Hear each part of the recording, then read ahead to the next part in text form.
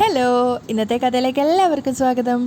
അങ്ങനെ നമ്മുടെ ആദർശിനോടും അതുപോലെ തന്നെ ബാക്കിയുള്ള എല്ലാ ആണുങ്ങളും കൂടിയാണ് ഇന്നത്തെ പാചകം എന്നുള്ളത് മുത്തശ്ശൻ തീരുമാനിച്ചിരിക്കുകയാണ്. അതുമാത്രമല്ല, വീട്ടിലുള്ള സ്ത്രീകൾക്കൊക്കെ കൂടെ റിലീഫ് ആകാൻ വേണ്ടിയിട്ട് മേക്കപ്പ് ഒക്കെ ഇട്ട് എല്ലാവരെയും സുന്ദരികളാക്കാൻ വേണ്ടിയിട്ടും മേക്കപ്പ് ചെയ്യാൻ വേണ്ടിയിട്ടുള്ള ആൾക്കാരൊക്കെ വന്നിട്ടുണ്ടായിരുന്നു. ആ സമയത്ത് അടുക്കളയിലെത്തിയിട്ട് ആദർശ് വീരവാദം മുഴക്കിയിട്ടുണ്ടായിരുന്നു. അവന് പാചകമൊക്കെ അറിയാമെന്ന് പറഞ്ഞതുകൊണ്ട് തന്നെ എല്ലാവരും ആദർശിനെയാണ് ഡിപ്പെൻഡ് ചെയ്യുന്നത്. മറ്റുള്ള ഓരോരോ കാര്യങ്ങൾ കാണിച്ചു കൊടുക്കുന്തോറും ആദർശ് വഴുതിക്കൊണ്ടിരിക്കുകയാണ്. മസാലപ്പൊടി ഇല്ലെങ്കിൽ പാചകം ചെയ്യാൻ പറ്റില്ല, പെപ്പർ ഇല്ലെങ്കിൽ പറ്റില്ല എന്നൊക്കെ പറഞ്ഞുകൊണ്ട് ഇങ്ങനെ ഒഴുകിക്കൊണ്ടിരിക്കുകയാണ്. അവസാനം നയനയുടെ സഹായത്തിന് വേണ്ടിയിട്ട് അങ്ങോട്ടേക്ക് പോകുന്ന സമയത്ത് എല്ലാവരും മേക്കപ്പ് ഇട്ടിരിക്കുകയാണ്. അതുകൊണ്ട് അതിലേതാ നയനാന്ന് പോലും ആദർശിന് മനസ്സിലാവുന്നില്ല. അവനാകെ കൺഫ്യൂഷനായിട്ട് നോക്കുന്ന സമയത്ത് പെട്ടെന്ന് ആദർശിൻ്റെ അമ്മ ദേവയാനി കണ്ണിൽ വെച്ചിട്ടുണ്ടായിരുന്ന കുക്കുംബർ എടുത്ത് മാറ്റിയിട്ട് ആദർശിനെ നോക്കുകയാണ്. ആ സമയത്ത് അവനോട് ചോദിക്കുന്നുണ്ട്, നിനക്ക് അടുക്കളയിൽ പണിയില്ലടാ? ആ ഉണ്ട്, ഇവിടെ എന്തായിന്ന് നോക്കാൻ വേണ്ടിയിട്ട് വന്നതാ. ഇവിടുത്തെ കാര്യങ്ങളൊക്കെ നന്നായിട്ട് നടക്കുന്നുണ്ട്, പോയിട്ട് അടുക്കളയെ സഹായിക്കും, മുത്തശ്ശി നോക്കുകയാണ്. ആ സമയത്ത് നയന മെല്ലെ കുക്കുംബർ ഒന്ന് മാറ്റിയിട്ട് ആദർശിനെ നോക്കുന്നുണ്ടായിരുന്നു. ഇവനാ മേൽനോട്ടക്കാരൻ. അപ്പോൾ ആദർശ് പുഞ്ചിരിക്കുന്നുണ്ട്. അതിനുശേഷം കുക്കുംബർ കണ്ണിൽ വെച്ചിട്ട് ദേവയാനി അവിടെ ഇരിക്കുകയാണ്. ആ സമയത്താണ് നയന കണ്ണിലെ കുക്കുംബർ മാറ്റി നോക്കുന്നത്. ആദർശാണെങ്കിൽ ആകെ പെട്ടിരിക്കുകയാണ്. ഇതിൽ ആരാ നയനാന്ന് മനസ്സിലാവുന്നില്ലല്ലോ. അപ്പം മെല്ലെ നവ്യയുടെ അരികിലേക്കാണ് പോകുന്നത്. ആ സമയത്താണ് നയന കണ്ണിൽ നിന്നും കുക്കുംബർ എടുത്ത് മാറ്റിയിട്ട് വിചാരിക്കുന്നുണ്ട്, അയ്യോ ഞാനാണെന്ന് കരുതി നവ്യേച്ചിയുടെ അടുത്തേക്ക് പോവാണല്ലോ. അപ്പോൾ അവൾ ഞൊട്ടയിട്ടിട്ട് ആദർശിനെ വിളിക്കുകയാണ്. എന്താ? അപ്പോൾ ആദർശ് വേഗം തിരിച്ചു വന്ന് അവളുടെ അടുത്ത് മുട്ടുകുത്തിയിരുന്നിട്ട് അവളോട് ശബ്ദം കൊടുത്ത് സംസാരിക്കുകയാണ്. അതെ, ഈ പാചകത്തിനുള്ള സാധനങ്ങളൊക്കെ എവിടെയാണെന്ന് അറിയില്ല. ആ മൊബൈലിങ് ഇതാ. നയന മൊബൈൽ വാങ്ങിക്കുകയാണ്. അവൾ അതിനകത്ത് ഓരോന്ന് ടൈപ്പ് ചെയ്യുന്ന സമയത്ത് ആദർശ് പറയുന്നുണ്ട്, അതെ എന്നെ ഒന്ന് സഹായിക്കണം, ഞാൻ ചെവിയിൽ ഇയർബോക്സ് വെച്ചിട്ടാണ് നിൽക്കുന്നത്, അതുകൊണ്ട് നീ എന്നോട് സംസാരിക്കുന്ന കാര്യം ആരും അറിയില്ല. നീ എനിക്ക് പാചകത്തിനുള്ള കമാൻഡറി പറഞ്ഞു തന്നാൽ മതി, അതിനനുസരിച്ച് ഞാൻ ചെയ്തോളാം. ആഹാ, കൊള്ളാലോ. അപ്പം എല്ലാം അറിയാമെന്ന് പറഞ്ഞത് ഇതൊക്കെ മനസ്സിൽ കണ്ടുകൊണ്ടാണല്ലേ? അതെ, ഒന്ന് പയ്യെ പറ, നിനക്കെന്നെ ഒന്ന് ഹെൽപ്പ് ചെയ്യാൻ പറ്റുമോ? അപ്പം നയന കുറച്ചൊരു ജാട ഇടുകയാണ്. ആ നോക്കട്ടെ. എന്നിട്ട് അവൾ മൊബൈൽ തിരിച്ചു കൊടുക്കുമ്പോൾ ആദർശ് പറയുന്നുണ്ട്, ഞാനേ അവിടെ ചെന്നിട്ട് വിളിക്കാം. നയന സമ്മതിക്കുകയാണ്. പെട്ടെന്നാണ് ദേവേനും കണ്ണിൽ വെച്ചിട്ടുണ്ടായിരുന്ന കുക്കുംബർ എടുത്ത് മാറ്റിയിട്ട് ചോദിക്കുകയാണ്, അവരെന്താ ചോദിക്കുന്നേ? അല്ല, പാചകത്തിനുള്ള സാധനങ്ങൾ ഓരോന്നും ഓരോ പാത്രത്തിൽ ഞാനല്ലേ വെച്ചിരിക്കുന്നത്, അതെവിടെയാണെന്ന് ചോദിക്കുമായിരുന്നു. അത് മാത്രം പറഞ്ഞു കൊടുത്താൽ മതി, വേറെ ഒന്നും പറഞ്ഞു കൊടുക്കണ്ട, ദേവയാനിയാണ് പറയുന്നത്. ആ സമയത്ത് ആദർശ് ചമ്മിയിട്ട് നയനയെ നോക്കുകയാണ്. അപ്പം നയന പറയുന്നുണ്ട്, കേട്ടല്ലോ പറഞ്ഞത്, പറഞ്ഞു തന്നില്ലെങ്കിലേ ഇന്ന് എല്ലാവരും വാഷ്റൂമിൽ കിടക്കും. ആദർശ് പറഞ്ഞു കേട്ടപ്പോൾ നയന അറിയാതെ പൊട്ടിച്ചിരിച്ചു പോവാണ്. അപ്പോൾ ദേവയാനി വീണ്ടും ചോദിക്കുന്നുണ്ട്, എന്തിനാ നീ ചിരിക്കുന്നേ? അപ്പം മുത്തശ്ശിയും പറയുന്നുണ്ട്, എടാ ആദർശേ, ഒന്നാമത് ഇവിടെ മുഖം ഇരിക്കുക, അതിനിടെ നീയും വന്ന് വഴക്കുണ്ടാക്കല്ലേ. പാചകം അറിയില്ലെങ്കിലേ അത് സമ്മതിച്ച് തല താഴ്ത്തി പോവാൻ നോക്ക്. അപ്പം ആദർശ് വിട്ടുകൊടുക്കുന്നില്ല. ആരാ പറഞ്ഞേ പാചകം അറിയില്ലെന്ന്?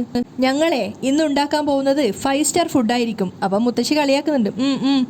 ആദ്യം ഉണ്ടാക്കി കാണിക്ക്, എന്നിട്ട് നീ പാചകം അടിക്ക്, ദേവയാനി പറയുന്നുണ്ട്. അപ്പം ആദർശ് പറയാണ്, ഞങ്ങൾ വരുമ്പോഴേക്കേ നല്ല ചൂടുള്ള ഭക്ഷണം ഉണ്ടാക്കി വെച്ചേക്കണം. ആ ഏറ്റു, ആദർശ് പറയുന്നുണ്ട്. അതിനുശേഷം നയനയുടെ അരികിലേക്ക് പോയി ശബ്ദം താഴ്ത്തിയാവൻ പറയാണ്, മോളെ നയനെ ചതിക്കല്ലേ. അപ്പം നയനക്ക് അതിശയാവാണ്. എന്താ ഇപ്പം വിളിച്ചേ? എന്ത്? ഇപ്പം പറഞ്ഞത് ചതിക്കല്ലേന്ന്. അതല്ല, അതിനു മുമ്പ് എന്നെ ഒന്ന് വിളിച്ചായിരുന്നല്ലോ മോളെ നയനേന്ന്. അത് ഇന്നാ നയന മാറ്റിയിട്ടൊന്ന് വിളിച്ചേ, അല്ലെങ്കിൽ എയർപോർട്ടിലേക്കൊന്നും ഞാൻ വരില്ല. മോളെ ആദർശ് വിളിക്കുകയാണ്. അപ്പം നയനക്ക് ചിരി വരുന്നുണ്ടായിരുന്നു. കൊള്ളാം, ഒരു 4-5 തവണ ഇതുപോലെ വിളിച്ചേ. ആദർശ് ആകെ അവസ്ഥയിലാണ് ഉണ്ടായിരുന്നത്. അതുകൊണ്ട് തന്നെ അവൻ പറയുന്നുണ്ട്, മോളെ മോളെ മോളെ മോളെ പ്ലീസ്, മോളെ പ്ലീസ്. അവൻ നയനെ പൊട്ടിച്ചിരിക്കുകയാണ്. എടാ ആദർശേ, നീ പോ. നയനയുടെ ചിരി വീണ്ടും കേട്ടപ്പോഴേക്കും ദേവയാനിക്ക് ദേഷ്യം വരികയാണ്. അവസാനം ആദർശ് അവിടെ നിന്ന് എഴുന്നേറ്റ് പോകുന്നുണ്ട്. നയനക്ക് ആ പോക്ക് കാണുമ്പോൾ ചിരി വരുന്നുണ്ടായിരുന്നു. ശരിക്കും പറഞ്ഞാൽ നയന അത് എൻജോയ് ചെയ്യുന്നുണ്ടായിരുന്നു. അതേസമയം അടുക്കളയിലാണെങ്കിൽ നല്ല എല്ലാവരും കൂടി അടിപൊളിയായിട്ട് പാചക തിരക്കില്ല. അതേസമയം മുത്തശ്ശൻ അടുപ്പിൽ വെച്ചിട്ടുണ്ടായിരുന്ന സവാളയുടെ കരിഞ്ഞ സ്മെല്ല് വന്നപ്പോൾ തന്നെ ജയനും അതുപോലെ അബിയും ഒക്കെ പറയുന്നുണ്ട്, അത് കരിഞ്ഞിട്ടുള്ളതെന്ന്. പക്ഷെ മുത്തശ്ശൻ പറയുന്നത് ഇതുപോലെ കളർ മാറണമെന്നൊക്കെയാണ്. അപ്പം ജയൻ പറയുന്നുണ്ട്, ഇത് തീ ചൂട് കൂടുതലാണ് എന്ന് പറഞ്ഞിട്ട് അയാൾ തീ കുറച്ച് കൊടുക്കുകയാണ്. അങ്ങോട്ടേക്കാണ് ആദർശ് വരുന്നത്. എന്തായി പാചക കാര്യങ്ങളൊക്കെ? പെട്ടെന്ന് ആദർശിൻ്റെ അച്ഛനൊക്കെ ചോദിക്കുകയാണ്. എല്ലാം എവിടെയാണ് ഇരിക്കുന്നതെന്ന് കൃത്യമായിട്ട് മനസ്സിലാക്കിയിട്ടുണ്ട്, അതുകൊണ്ട് ഇനിയിപ്പോൾ കുഴപ്പമൊന്നുമില്ല എന്നൊക്കെ പറഞ്ഞ് ആദർശ് പാചകം തുടങ്ങാൻ നിൽക്കുകയാണ്. ആ സമയത്ത് അവൻ ചിന്തിക്കുന്നുണ്ട്, ഈശ്വര അവൾ സഹായിക്കണേ, എല്ലാ ടിന്നിൻ്റെ പുറത്തും അതിനകത്ത് എന്താ ഉള്ളതെന്ന് എഴുതി വെച്ചിരുന്നെങ്കിൽ ഈ പാടില്ലായിരുന്നു. അപ്പം മുത്തശ്ശൻ പറയാണ്, അതിനകത്തൊന്നും കാര്യമില്ല, എല്ലാത്തിൻ്റെ അകത്തും എന്താ ഉള്ളതെന്ന് അറിഞ്ഞു വെച്ചാൽ നീ പാചകം കൃത്യമായിട്ട് ചെയ്യുമോ? അങ്ങനെ ചെയ്യുന്നല്ലേ ഇവൻ പറയുന്നത്. അങ്ങനെയൊന്നും ഞാൻ പറഞ്ഞിട്ടില്ല, മുത്തശ്ശനാ പറഞ്ഞത് പാചകം നമ്മൾ ചെയ്യണമെന്ന്. ആദർശ് അവിടെയില്ല ഇവിടെയില്ല എന്നുള്ള രീതിയിലാണ് നിൽക്കുന്നത്. അത് നമ്മൾ ചെയ്തേ പറ്റൂ. നല്ലതായാലും മോശമായാലും ഇന്ന് ഈ വീട്ടിലെ ആണുങ്ങൾ പെണ്ണുങ്ങൾക്ക് വെച്ച് വിളമ്പണം. നമ്മൾ വ്രതം നോക്കാറുണ്ടല്ലോ, ആഴ്ചയിലൊരിക്കലോ മാസത്തിലൊരിക്കലോ അങ്ങനെയൊക്കെ, അതുപോലെ ഇതും ഒരു ശീലാക്കണം. ആദർശടക്കം എല്ലാവരും ഞെട്ടിത്തരിച്ച് നിൽക്കുകയാണ്. അപ്പം മുത്തശ്ശൻ പറയുന്നുണ്ട്, മാസത്തിലൊരിക്കലോ 2 വട്ടോ സ്ത്രീകൾക്ക് വെച്ച് വിളമ്പണം. അത് സൺഡേകളിലായാൽ നല്ലത്. അന്ന് ആർക്കും ഓഫീസിൽ പോകണ്ടല്ലോ. അപ്പോൾ ആദർശ് പേടിയോടെ പറയുന്നുണ്ട്, അയ്യോ മുത്തശ്ശൻ ഇതുപോലെ നടക്കാത്ത കാര്യങ്ങളൊന്നും പറയല്ലേ. ഇന്നത്തെ ദിവസം നമുക്ക് എന്തെങ്കിലുമൊക്കെ ചെയ്യാം, പക്ഷേ ഇതൊരു ശീലാക്കാൻ പറഞ്ഞാൽ അത് പാടാ. അപ്പോൾ അദ്ദേഹം പറയുന്നുണ്ട്, പിന്നെ നീ കരുതിയോ ഓഫീസിലെ AC മുറിയിൽ ഇരിക്കുന്നത് പോലെ ഇത് നിസ്സാരാണെന്ന്? വീട്ടിലെ സ്ത്രീകൾ അടുക്കള പണി ചെയ്യുന്നതും പോരാ, ആണുങ്ങൾ അവരെ അടിമകളായിട്ടാണ് കാണുന്നത്. അതിൻ്റെ പേരിൽ പെണ്ണുങ്ങൾ ഇതുവരെ യുദ്ധം തുടങ്ങിയിട്ടില്ല. ഇനി അതും കൂടെ തുടങ്ങിയാൽ അടിപൊളിയായിരിക്കും.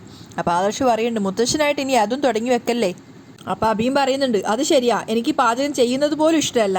അല്ലെങ്കിലും നിനക്ക് കഴിക്കുന്നതിനൊരു ഇഷ്ടക്കുറവില്ലല്ലോ. ശരിക്കും പറഞ്ഞാൽ നിന്നെപ്പോലെ ഒരുത്തനെ നമ്മുടെ കമ്പനിയിലെ തൊഴിലാളി പോലും ആക്കാൻ പാടില്ല. മുത്തശ്ശൻ ദേഷ്യത്തോടെ പറയാണ്, നീയാ ശരിക്കും ഇവിടുത്തെ അടുക്കളക്കാരനാവേണ്ടത്. അപ്പോൾ എല്ലാവരും ചിരിച്ചുകൊണ്ട് പറയുന്നുണ്ട്, അത് ശരിയാ. അപ്പം ജയൻ പറയുന്നുണ്ട്, നമ്മളിങ്ങനെ ഇവിടെ ഓരോന്ന് സംസാരിച്ചിട്ട് കാര്യമില്ല, പെട്ടെന്ന് ഓരോരോ കാര്യങ്ങൾ ചെയ്യണം. ആദർശേ, അരിയാനുള്ളതെല്ലാം ഞാൻ എടുത്ത് അരിഞ്ഞു തരാം. അപ്പം ആദർശ് അരിയാനുള്ള കാര്യങ്ങളൊക്കെ പറഞ്ഞു കൊടുക്കുകയാണ്. തക്കാളിയും ക്യാരറ്റും കിഴങ്ങും ഒക്കെ എടുത്ത് അരിഞ്ഞോ, അത് കഴിഞ്ഞിട്ട് വേണം എൻ്റെ പരിപാടികൾ തുടങ്ങാൻ. ഈശ്വര, അവൾ സഹായിക്കണേ. ആദർശ് ആകെ കൺഫ്യൂഷനിലാണ്. അതേസമയം മേക്കപ്പ് ഇട്ടിട്ടുണ്ടായിരുന്ന എല്ലാവരുടെ ഇടയിലുള്ള സംസാരങ്ങളാണ്. മുത്തശ്ശിയുടെ ചുണ്ടിൽ ലിപ്സ്റ്റിക്കൊക്കെ തേക്കുമ്പോൾ മുത്തശ്ശി പറയുന്നുണ്ട്, അതിൻ്റെ ഒന്നും ആവശ്യമില്ല. അപ്പോൾ ദേവേൻ്റെ പറയണ്ട, ഈ സമയത്ത് അവരോട് തർക്കിക്കേണ്ട, ഇന്നൊരു ദിവസം അവർ പറയുന്ന പോലെയൊക്കെ അനുസരിക്കാൻ. അപ്പം കനകയും പറയുന്നുണ്ട്, ഞാൻ മനസ്സിലാക്കിയെടുത്തോളം ആദർശവൻ്റെ മുത്തശ്ശിക്ക് മേക്കപ്പ് ഇട്ട് മറ്റുള്ളവരുടെ മുന്നിൽ നിൽക്കാൻ മടിയൊന്നുമില്ല, പക്ഷേ മുത്തശ്ശൻ്റെ മുന്നിൽ നിൽക്കാനാണ് മടി എന്നൊക്കെ പറയുമ്പോൾ അവരും പറയുന്നുണ്ട്, നമ്മൾ മറ്റുള്ളവരുടെ മുന്നിലല്ല നാണം കാണിക്കണം, നമ്മുടെ ഭർത്താവിൻ്റെ മുന്നിലാണ്. അപ്പോഴേക്കും നയനയുടെ ഫോണിലേക്ക് ആദർശ് വിളിക്കുകയാണ്. ആ സമയത്ത് പറ എന്ന് പറയുന്ന സമയത്ത് ആദർശിനോട് നയന പറയുന്നുണ്ട്, നേരത്തെ വിളിച്ചത് ഒന്നുകൂടെ വിളിക്ക്, നീ അവസരം മുതലെടുക്കരുത്. എപ്പോഴും ഇതുപോലുള്ള അവസരങ്ങൾ കിട്ടില്ലല്ലോ, ഒന്നുകൂടെ വിളിക്ക്, കേൾക്കാൻ വേണ്ടിയിട്ടാ. നയന മോളെ പ്ലീസ് പറ. എങ്കിൽ പിന്നെ തുടങ്ങിക്കോ. എങ്കിൽ ഇടയ്ക്കിടയ്ക്ക് ഇതുപോലെ ഒന്ന് നയനമോളെ ഒന്ന് വിളിക്കണം കേട്ടോ. ശ്രമിക്കാം, ആദർശ് പറയാണ്. എങ്കിൽ ഞാനും പാചകമൊക്കെ പറഞ്ഞു തരാൻ ശ്രമിക്കാം. അയ്യോ വേണ്ട, ഞാൻ വിളിച്ചോളാം. മോളെ ഒന്ന് പറഞ്ഞതാ. ആ മോളെ വിളി ആത്മാർത്ഥമായിട്ടാണോ? 100% ആത്മാർത്ഥമായിട്ടാണ് മോളെ. ഓക്കെ, എങ്കിൽ പിന്നെ ഞാൻ പറയുന്നതൊക്കെ ശ്രദ്ധിച്ച് കേട്ടോ. ഇടയ്ക്ക് ജ്യൂസൊക്കെ ആയിട്ട് വരണം. അതെങ്ങനെ രുചികരാക്കാന്നുള്ളതൊക്കെ ഞാൻ പറഞ്ഞുതരാം. ജ്യൂസ് ഫ്രൂട്ട്സ് എടുത്ത് കട്ട് ചെയ്ത് മിക്സിയിലിട്ടാൽ പോരെ. അങ്ങനെ ഉണ്ടാക്കിയ ജ്യൂസിന് ടേസ്റ്റ് ഉണ്ടാവില്ല. അതിൽ പാലൊക്കെ ചേർത്ത് നല്ല ടേസ്റ്റി ആയിട്ട് ഉണ്ടാക്കുന്ന രീതിയൊക്കെ ഞാൻ പറഞ്ഞു തരാം. അതിനുശേഷം ചെയ്യാനുള്ള ഓരോ കാര്യങ്ങൾ ഞാൻ ഇൻസ്ട്രക്ഷൻ അനുസരിച്ച് ആദർശിന് പറഞ്ഞു കൊടുക്കുകയാണ്. ഒക്കെ അവൻ ശ്രദ്ധിച്ച് കേൾക്കുന്നുണ്ടായിരുന്നു. കോള് കട്ടായപ്പോൾ ഞാൻ വിചാരിക്കുന്നുണ്ട്, പാവം പിടിച്ച എൻ്റെ ഈ ഭർത്താവിനെ ഇനി കഷ്ടപ്പെടുത്തുന്നത് ശരിയല്ല. അതിനുശേഷം ആദർശ് അടുക്കളയിൽ വന്നിട്ട് ആളാവുകയാണ്. അപ്പോൾ ജയൻ പറയുന്നുണ്ട്, നീ ഇത് എവിടെയായിരുന്നു? ഞങ്ങളിതൊക്കെ അരിഞ്ഞു വെച്ചു. ഇതൊക്കെ സിമ്പിൾ പരിപാടിയല്ലേ, ഇനിയൊക്കെയല്ലേ പരിപാടി എടുക്കുന്നത്. മല്ലിപ്പൊടി മുളക് പൊടിയൊക്കെ എവിടെ? ഓക്കെ. അപ്പോൾ അനി ചോദിക്കുന്നുണ്ട്, എന്ത് ഓക്കെ എന്ന്? നിന്നോടല്ലടാ, ഞാൻ ഇതൊക്കെ ഓക്കെ ആണെന്ന് പറയായിരുന്നു. അത് കേട്ടപ്പോൾ നയനക്ക് ചിരി വരികയാണ്. അതിനുശേഷം അബിയുടെ അരികിലേക്ക് വന്നിട്ട് ആ ഫ്രിഡ്ജിൽ നിന്ന് പാലൊക്കെ എടുക്കാൻ പറയുകയാണ്. ജ്യൂസ് അടിച്ചിട്ട് കൊടുത്ത് അവരൊക്കെ ഞെട്ടിക്കണം. ജ്യൂസ് അടിക്കാനെതിരെ പാല് അബി ചോദിക്കുന്നുണ്ട്. അതൊക്കെ ഉണ്ട്, നമ്മുടെ ജ്യൂസ് കുടിച്ചിട്ടേ അവർ ഞെട്ടണം. അപ്പോൾ ജയനും പറയാണ്, നീ എടുത്തു കൊടുക്ക്. എന്ത്, ആപ്പിളും മാംഗോയോ? അപ്പോൾ അബി ചോദിക്കും, എന്താ പറഞ്ഞത്? അതല്ല, നിന്നോട് ആപ്പിളും മാംഗോ ഒക്കെ എടുത്ത് കഴുകി റെഡിയാക്കാൻ. അപ്പം ഞാൻ കോളിലുണ്ടെന്ന് അറിയിക്കാതെയാണ് സംസാരിക്കുന്നത്. അബി പറയാണ്. അപ്പം മുത്തശ്ശൻ ചോദിക്കുന്നുണ്ട്, ഇതെല്ലാം കൂടെ മിക്സ് ചെയ്യണോ? ഇതേ മുത്തശ്ശ, കൂടുതൽ ചോദ്യങ്ങളൊന്നും വേണ്ട, എല്ലാവരും കൂടെ എൻ്റെ ഒപ്പം നിന്നാൽ മതി. അങ്ങനെ ആദർശ് നല്ല അടിപൊളി ജ്യൂസൊക്കെ തയ്യാറാക്കിയിട്ടാണുള്ളത്. എന്നിട്ട് ആ ജ്യൂസ് ഗ്ലാസ്സിൽ വയ്ക്കുമ്പോൾ അവൻ പറയുന്നുണ്ട്, ഇനി ഈ ജ്യൂസ് കൊടുത്തു വന്നിട്ട് ബാക്കിയുള്ള പാചകം തുടങ്ങാം. ഒന്നാമത് അവൻ്റെ കോള് കട്ടായി പോയിട്ടുണ്ടായിരുന്നു. ഇവിടുന്ന് മുങ്ങിയാലേ ഇനിയും കോൾ ചെയ്യാൻ പറ്റുള്ളൂ. ഞാൻ വരുമ്പോഴേക്കും ബാക്കിയൊക്കെ അരിഞ്ഞു വെക്കുക എന്നൊക്കെ പറഞ്ഞ് ജ്യൂസും കൊണ്ട് അവൻ പുറത്തേക്ക് പോവാണ് അവരുടെ അടുത്തേക്ക്. ആദർശിൻ്റെ ആ ഒരു ആക്റ്റീവായ പെരുമാറ്റം കാണുന്ന സമയത്ത് മുത്തശ്ശൻ ജയനോടൊക്കെ പറയുന്നുണ്ട്, ഇവൻ എന്തൊക്കെയോ അറിയാമെന്ന് തോന്നുന്നല്ലേ? അതെ, ഇവനൊന്നും അറിയില്ലായിരുന്നെങ്കിൽ നമ്മൾ പെട്ടുപോയേനെ. എന്തായാലും ഇനി ആദർശം നമ്മുടെ പേര് പഴിചേരാനുള്ള അവസരം ഉണ്ടാക്കരുത്. നമ്മുടെ ഡ്യൂട്ടിയൊക്കെ കൃത്യമായിട്ട് നിർവഹിക്കുക എന്നൊക്കെ പറഞ്ഞുകൊണ്ട് അനിയും അച്ഛനും ഒക്കെ വർക്ക് ചെയ്യാണ്. അപ്പോൾ അബിയോടും പറയണ്ട, എടാ അബി, നീ കാര്യങ്ങളൊക്കെ ഒന്ന് സ്പീഡപ്പാക്കി ചെയ്യ്. അപ്പോൾ മുത്തശ്ശൻ പറയാണ്, നീ ഇതുവരെ ഒരു കാര്യത്തിലും നിൻ്റെ കഴിവ് തെളിയിച്ചിട്ടില്ല, ഇതിലെങ്കിലും ഒന്ന് കഴിവ് തെളിയിക്ക്. അത് കേൾക്കുമ്പോൾ അബിക്ക് ദേഷ്യം വരുന്നുണ്ടായിരുന്നു. ആദർശ് ജ്യൂസും കൊണ്ട് വന്നിട്ട് എല്ലാവരോടും പറയാണ്, ഞങ്ങളുടെ സർവീസിൻ്റെ ആദ്യഘട്ടത്തിൽ എല്ലാവരും ജ്യൂസ് കുടിച്ചുകൊണ്ട് ആരംഭിക്കും. അങ്ങനെ എല്ലാവർക്കും ജ്യൂസ് കൊണ്ട് കൊടുത്ത സമയത്ത് മുത്തശ്ശി ചോദിക്കുന്നുണ്ട്, ഇത് എന്തെല്ലാം കൊണ്ടുണ്ടാക്കിയ ജ്യൂസാണ്, കൊള്ളാമോ എന്നൊക്കെ ചോദിക്കുന്ന സമയത്ത് ആദർശ് പറയുന്നുണ്ട്, ആദ്യം കുടിച്ചു നോക്ക് എന്നിട്ട് പറയാം. നന്നായിട്ടുണ്ട്, നയനമോൾ ഉണ്ടാക്കുന്നത് പോലെയുണ്ട്, മുത്തശ്ശി അഭിപ്രായം പറയാണ്. അപ്പം നയനയും പുഞ്ചിരിക്കുന്നുണ്ട്. നയനയുടെ അരികിൽ ജ്യൂസും കൊണ്ട് വന്ന സമയത്ത് ആദർശ് നീട്ടുന്ന സമയത്ത് അവൾ പറയുന്നുണ്ട്, എൻ്റെ കയ്യിൽ മെഹന്തി ഉണ്ട് എന്ന്. അങ്ങനെ ആദർശ് തന്നെ നയനക്ക് ജ്യൂസ് കുടിപ്പിച്ച് കൊടുക്കുകയാണ് വായിൽ വെച്ചിട്ട്. ആ സമയത്ത് ജലജയാണ് അത് ആദ്യം കാണുന്നത്. അവൾ ദേവയാനെ വിളിച്ച് കാണിച്ചു കൊടുക്കുകയാണ്. അപ്പോൾ ദേവയാനി ദേഷ്യത്തോട് പറയുന്നുണ്ട്, നീ എന്തിനാ അവൾക്ക് വായിൽ വെച്ച് കൊടുക്കുന്നത്? അവൾക്ക് കൈകളില്ലേ? അത് അവളുടെ കയ്യിൽ മൈലാഞ്ചി ഉണ്ട് അമ്മേ. ഞാനൊക്കെ ജ്യൂസ് കൊടുത്ത് കൊടുക്കുമ്പോൾ ആദർശ് പറയുന്നുണ്ട്, ഒന്നും ആയിട്ടില്ല, ഹെൽപ്പ് ചെയ്യണേ. ആദ്യം പറഞ്ഞതുപോലെ പച്ചക്കറികളൊക്കെ നന്നായിട്ട് അരിഞ്ഞു വെക്ക്, അതിനുശേഷം വേവിക്കാൻ പറഞ്ഞതൊക്കെ അതുപോലെ വേവിക്കുക, ബാക്കിയൊക്കെ ചേരുവകൾ ചേർക്കാനുള്ളതൊക്കെ ഞാൻ പറഞ്ഞു തരാം. പച്ചക്കറിയൊക്കെ അരിഞ്ഞോ? അതൊക്കെ തകൃതിയായിട്ട് നടക്കുക. ജ്യൂസ് എങ്ങനെയുണ്ട്? അതിൻ്റെ അഭിപ്രായം കേട്ടല്ലോ. ഒരുപാട് ജീവിതാനുഭവമുള്ള മുത്തശ്ശിയാ അഭിനന്ദിച്ചത് എൻ്റെ ജ്യൂസ് കൊള്ളാമെന്ന്. നിൻ്റെ ജ്യൂസോ? ആ പിന്നല്ലാതെ ആദർശേട്ടൻ്റെയോ? ക്രെഡിറ്റ് മുഴുവൻ അടിച്ചെടുക്കുന്നില്ല, പക്ഷേ എങ്ങനെ ജ്യൂസ് ഉണ്ടായി എന്നുള്ളൊരു ചിന്ത മനസ്സിൽ വേണം. ആദർശ് പുഞ്ചിരിച്ചുകൊണ്ട് അവിടുന്ന് പോവുകയാണ്. അങ്ങനെ ഒരു വിഭവം ഏകദേശം റെഡി ആവാറായിട്ടുണ്ടായിരുന്നു. ആ സമയത്ത് ആദർശ് ചിന്തിക്കുന്നുണ്ട്, ഇനി പച്ചക്കറി എല്ലാം വേവിച്ചതിന് ശേഷം ഇതിലേക്ക് അരവ് കൂടെ ചേർക്കണം, അപ്പം ഇത് ഓക്കെ ആവും. അങ്ങനെ ബാക്കിയുള്ളെല്ലാം കൂടെ പറഞ്ഞു തന്നാൽ മതിയായിരുന്നു. അവൾ ഉണ്ടാക്കുന്നതിൻ്റെ അടുത്തെങ്കിലും എത്തിയാൽ മതിയായിരുന്നു. ആരും കുറ്റമൊന്നും പറയാൻ പോകുന്നില്ല. തീയലിൻ്റെ മണമൊക്കെ അടിക്കുന്നുണ്ടല്ലോ, മുത്തശ്ശൻ അങ്ങോട്ട് വന്ന് പറയാണ്. അപ്പം എല്ലാവരും പുഞ്ചിരിക്കുന്നുണ്ട്. ഇതൊക്കെ നീ എങ്ങനെ പഠിച്ചു? ഇവനിതൊന്നും പഠിച്ചിട്ടില്ലെങ്കിലേ അതിശയുള്ളൂ. ഇവൻ ഇടയ്ക്കിടയ്ക്ക് നയനമോളുടെ കൂടെ അടുക്കളയിൽ കയറുന്നതല്ലേ, അപ്പോൾ ഇതൊക്കെ മനസ്സിലാക്കാനാണോ പാട്? അപ്പോൾ ആദർശ് ചോദിക്കുന്നുണ്ട്, എന്നിട്ട് ഇത്രയും വർഷമായിട്ട് മുത്തശ്ശി ഇതൊന്നും മനസ്സിലാക്കിയിട്ടില്ലല്ലോ? അത് ഞാൻ അടുക്കളയിൽ കയറുന്ന സമയത്ത് നിന്റെ മുത്തശ്ശി സമ്മതിക്കില്ലായിരുന്നു. ഭക്ഷണം കഴിക്കാനാവുമ്പോൾ വന്നാൽ മതി എന്ന് പറയുമായിരുന്നു. പിന്നെ അന്നത്തെ കാലത്ത് എൻ്റെ തിരക്ക് ഇന്നത്തെ പോലെ നിങ്ങളെപ്പോലെ അല്ലല്ലോ. നിങ്ങൾ ഇന്നിപ്പോൾ ഒരുപാട് പേരുണ്ടല്ലോ കമ്പനി നോക്കാൻ. അതുകൊണ്ട് തന്നെ എനിക്ക് ഭയങ്കര തിരക്കായിരുന്നല്ലോ. അതുകൊണ്ട് എനിക്കിതൊന്നും പഠിക്കാൻ പറ്റില്ല. പിന്നെ ഉള്ളത് പറയാലോ, പാചകം എന്ന് പറയുന്നത് നമ്മൾ ആണുങ്ങളെ സംബന്ധിച്ച് നല്ലൊരു റിലീഫാണ്. അപ്പോൾ ആദർശ് പറയുന്നുണ്ട്, എനിക്ക് ഈ പാചകം ഭയങ്കര ഇഷ്ടമാണ്. ഇന്നാണ് അതിനൊരു ചാൻസ് കിട്ടിയത്. അപ്പം ജയൻ പറയുന്നുണ്ട്, ഇനിയിപ്പോൾ ചാൻസ് ഒന്നും മിസ്സാക്കണ്ട നീ. അച്ഛൻ പറയുന്ന പോലെ എല്ലാ സൺഡേയിലും അടുക്കളയിൽ കയറിക്കോ. എല്ലാവരും സഹകരിക്കുകയാണെങ്കിൽ ഞാൻ കയറിക്കോളാം. ആദർശ് പെട്ടിട്ടുണ്ടായിരുന്നു. അപ്പം മുത്തശ്ശി സമ്മതിക്കുകയാണ്. അപ്പം ആദർശ് പറയുന്നുണ്ട്, അങ്ങനെ ഒരു സാഹസമൊന്നും വേണ്ടാന്നേ ഞാൻ പറയുള്ളൂ. അപ്പം മനിയുടെ അച്ഛൻ പറയാണ്, എടാ നിന്നെപ്പോലൊരു പാചക വിദഗ്ധനുള്ളപ്പോൾ നമ്മൾ എന്തിനാ ഭയപ്പെടുന്നത്? അപ്പോൾ ആദർശ് മനസ്സിൽ വിചാരിക്കുകയാണ്, ഈ ഇയർബഡ്സ് ഇല്ലായിരുന്നെങ്കിൽ ഇന്നത്തോടെ എല്ലാം തീർന്നേനെ. അനിയേട്ടനെ തന്നെ നോക്കി നിൽക്കുമ്പോൾ ആദർശ് പറയുന്നുണ്ട്, എടാ നീ എന്ത് നോക്കി വയ്ക്കുക, അങ്ങോട്ട് ചെന്ന് ആ പാത്രമൊക്കെ കഴുകി വെച്ചേ.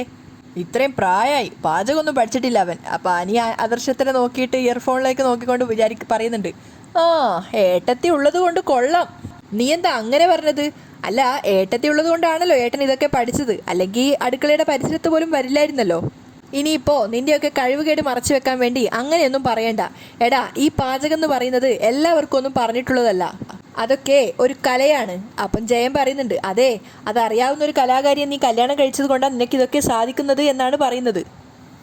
അപ്പോൾ ആദർശ് ദേഷ്യത്തോടെ പറയാണ്, ദേ അച്ഛാ കൂടുതൽ കമൻറ്റ് പറഞ്ഞാലേ ഞാൻ ഇതൊക്കെ ഇവിടെ ഇട്ടേച്ചു പോകും, പിന്നെ ഹോട്ടലിൽ നിന്ന് ഫുഡ് വരുത്തി കഴിക്കേണ്ടി വരും. അപ്പം മുത്തശ്ശൻ പറയുന്നുണ്ട്, അവരെ ശല്യപ്പെടുത്താതെ സഹായിക്കടാ, അങ്ങനെ പറഞ്ഞു കൊടുക്കും മുത്തശ്ശ. ആ സമയത്ത് ആദർശ് വിചാരിക്കുന്നുണ്ട്, ഇന്നത്തെ ഹീറോ ഞാനാ, പക്ഷേ അവളുടെ മുന്നിൽ തലകുനിക്കേണ്ടി വരും. പക്ഷേ സാരയില്ല, ഇടയ്ക്ക് ഭാര്യയുടെ മുന്നിൽ തലകുനിക്കുന്നതൊന്നും അത്ര വലിയ തെറ്റല്ല. ആ സമയത്ത് കോള് കട്ടായിട്ടുണ്ടായിരുന്നു. ആദർശ് ടെൻഷനാവാണ്, അയ്യോ ഇയർബഡ് കട്ടായല്ലോ, ഇങ്ങോട്ടേക്ക് വിളിച്ചാൽ മതിയായിരുന്നു. അതേസമയം സ്ത്രീകളൊക്കെ ബ്യൂട്ടീഷ്യൻ കഴിഞ്ഞ് താഴേക്ക് ഇറങ്ങി വരുന്നുണ്ടായിരുന്നു. ഒരു സൈഡിൽ കൂടെ നയനയും കനകയും നവ്യയും, മറ്റേ ഭാഗത്തെ കൂടെ ജലജയും ദേവയാനിയും, അതുപോലെ മുത്തശ്ശിക്ക് കണ്ണടയൊക്കെ വെച്ചു കൊടുത്ത് സുന്ദരിയാക്കുകയാണ് അനാമിക. ആ സമയത്ത് അനാമിക പറഞ്ഞിട്ട് എല്ലാവരും നിരന്ന് നിൽക്കും, ഞാനൊരു ഫോട്ടോ എടുക്കാം. ആ സമയത്ത് ദേവയാനി പറയാണ്, മോളെന്തിനാ ഫോട്ടോ എടുക്കുന്നത്? മോളിവിടെ നിൽക്ക്, മോളല്ലല്ലോ ഫോട്ടോ എടുക്കേണ്ടത്, നീ ഫോട്ടോ എടുക്ക് എന്ന് നയനോട് പറയുന്ന സമയത്ത് നയനയുടെ മുഖം ഡെസ്പാവാണ്. പക്ഷെ അവളൊന്നും തിരിച്ചു പറയുന്നില്ല. അപ്പം നവ്യ ചോദിക്കുന്നുണ്ട്, അതെന്തിനാ അവൾ ഫോട്ടോ എടുക്കുന്നത്? വേറെ ആരെങ്കിലും ഫോട്ടോ എടുക്കില്ലേ? പക്ഷെ ദേവയാനി പറയുന്നുണ്ട്, നീ പറഞ്ഞത് അങ്ങ് ചെയ്താൽ മതി, ഞാൻ ചെയ്തോളാം അമ്മേ, കുഴപ്പമില്ല എന്ന് പറഞ്ഞുകൊണ്ട് ഫോൺ കൊണ്ട് നവ്യെ നോക്കിയിട്ട് കണ്ണുകൊണ്ട് വേണ്ട പ്രശ്നമാക്കണ്ട എന്നുള്ളൊരു അർത്ഥത്തിൽ പോയിട്ട് ഫോട്ടോ എടുക്കാൻ നോക്കുകയാണ്. അപ്പം ദേവയാനി അനാമികയാണ് ചേർത്ത് പിടിച്ചിട്ടുള്ളത്. അത് കണ്ടിട്ട് നയന മനസ്സിൽ വിചാരിക്കുകയാണ്, അമ്മയോടൊപ്പം ചേർന്ന് നിൽക്കാനുള്ള യോഗ്യത എനിക്ക് എന്നുണ്ടാവുമോ എന്തോ. എന്നാലും സാരമില്ല, എൻ്റെ ഭർത്താവിന് ചില മാറ്റമുണ്ടല്ലോ. അവൾ പുഞ്ചിരിക്കുകയാണ് സ്വന്തമായിട്ട്. ആ സമയത്ത് അനി അങ്ങോട്ടേക്ക് വരുന്നുണ്ട്. പിന്നാലെ പാചകത്തിൽ വിജയിച്ചിട്ടുണ്ടായിരുന്ന ആദർശം നിറഞ്ഞ പുഞ്ചിരിയോടെയാണ് അങ്ങോട്ടേക്ക് വരുന്നത്. അങ്ങനെയാണ് ഇന്നത്തെ എപ്പിസോഡ് വൈൻഡപ്പ് ചെയ്യുന്നത്.